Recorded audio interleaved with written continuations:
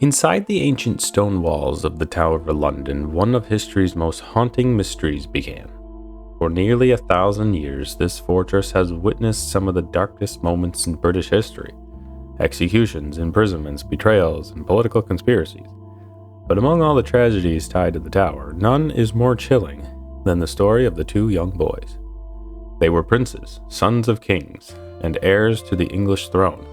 Their names were Edward V and Richard of Shrewsbury, Duke of York. In 1483, they were placed inside the tower while waiting for a coronation that would never happen. At first, they were seen playing in the courtyard and walking around the fortress walls. Then slowly, they vanished. No announcement was ever made. No bodies were officially discovered. The princes simply disappeared from history. For more than 5 centuries, historians have debated the same question: what really happened to the princes on the tower? To understand this mystery, we need to go back to a time where England was tearing itself apart. During the 15th century, the country was locked in a brutal civil conflict known as the War of the Roses. 2 rival branches of the royal family were fighting for the English crown. On one side stood the House of Lancaster, represented by a red rose. On the other side was the House of York, symbolized by a white rose.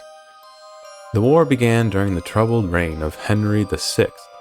Henry had become king as an infant, but as he grew older, it became clear that he struggled to rule effectively. He suffered episodes of severe mental illness and often withdrew completely from the governmental affairs. As the king authority weakened, powerful nobles began competing for control of the kingdom. Civil war soon followed. Battles erupted over England, and Crown itself had multiple times. In the middle of the chaos, one man would rise to power. His name was Edward IV. Edward IV was young, ambitious, and brilliant military commander. Standing nearly 6 foot 4 inches tall, he was an imposing figure on the battlefield. In 1461, his forces defeated the Lancastrian army at the brutal Battle of Tow Town. The battle was one of the bloodiest ever fought on English soil. Tens of thousands of soldiers may have died in a single day. When the fighting ended, Edward marched into London and claimed the English throne. For the first time, the House of York ruled England. Edward's reign lasted more than 2 decades. Although rebellions continued, he eventually stabilized the kingdom and secured his position as king. But Edward also made a decision that shocked the English court. He secretly married a young widow named Elizabeth Woodville. The marriage was controversial. Elizabeth came from a noble family, but she lacked powerful foreign connections. Many of Edward's advisors had hoped he would marry a European princess to strengthen alliances. Instead, the king had chosen a woman from within his own kingdom. Still, Edward remained devoted to Elizabeth, and together they had a large royal family. Among their children were 2 sons, who would eventually become the center of one of history's greatest mysteries. The first son, Edward V, was born in 1470. From birth, he was destined to become king. As the heir to the throne, he received a careful education designed to prepare him for ruling England. He was raised partly at Ludlow Castle, where he learned about government under the guidance of experienced advisors.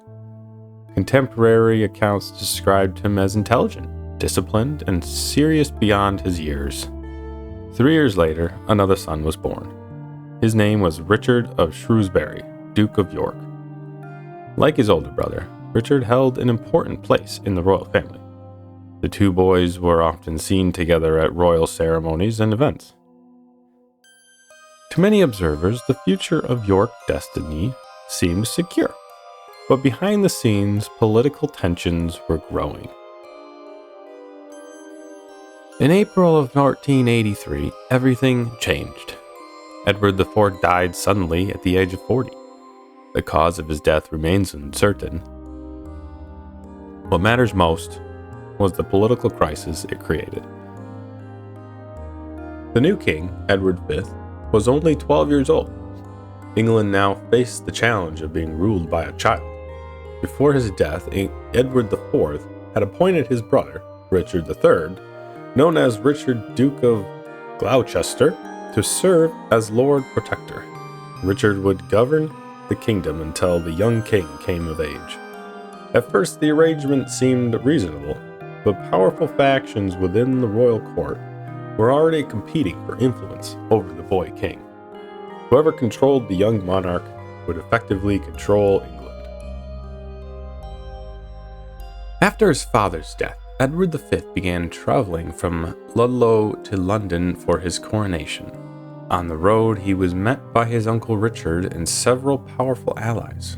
At first, the meeting appeared friendly, but soon afterward, Richard accused several of the king's advisors of plotting against him. Among those arrested was Anthony Woodville, 2nd Earl Rivers, the young king's uncle. They were taken into custody and later executed. With the Woodville faction suddenly weakened, Richard took personal custody of the young king and escorted him to London. Soon afterwards, Edward was placed inside the Tower of London.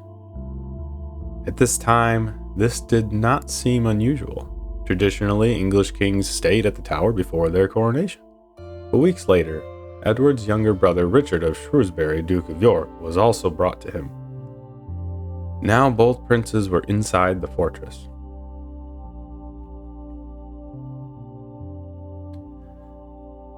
Then, in June of 1483, an explosive announcement changed everything. A bishop named Robert Stillington claimed that Edward IV had once been secretly promised in marriage to another woman before marrying Elizabeth Woodville. If true, that earlier contract would have made Edward's marriage invalid, which meant his children could be declared illegitimate. Soon after, Parliament issued a document known as the Titulus Regius, declaring that Edward IV's children had no legal right to the throne. With the princes removed from the line of succession, the crown passed to Richard. On July 6, 1483, Richard was crowned king as Richard III. Meanwhile, the two younger princes remained inside the tower. At first, the boys were occasionally seen by visitors and servants. Some reported seeing them playing in the gardens or walking along the walls. But as the summer of 1483 continued, sightings became less frequent. Eventually, they stopped completely. Princes were never seen again. No official explanation was given. Rumors quickly spread across England. Many people believed the boys had been murdered. Others wondered whether they had been secretly moved somewhere else. Without evidence, the truth remained hidden. Nearly 2 centuries later, in 1674, workers inside the Tower of London made a startling discovery. While demolishing part of the fortress, they uncovered a wooden box buried beneath a staircase. Inside were the skeleton remains of 2 children. At the time, the reigning monarch was Charles II. After examining the bones, many believed they could belong to the missing princes. The remains were eventually reburied with royal honors in Westminster Abbey, but the identity was never conclusively proven. More than 500 years later, historians still debate what truly happened to the princes. Many suspect Richard III, since he benefited the most from their disappearance. Others believe powerful nobles may have acted independently. Some even speculate that later rulers may have ordered their deaths. But without definitive evidence, the truth remains uncertain.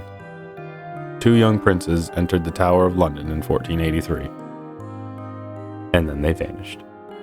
Their disappearance changed the course of English history and left behind one of the greatest unsolved mysteries of the medieval world. Some mysteries fade with time, others only grow stranger, and somewhere out there the truth is still waiting to be discovered. If you've enjoyed uncovering this mystery, make sure to subscribe and join for the next case, because here at the Curiosity Vault, we explore the stories the world still can't explain. Until next time, stay curious.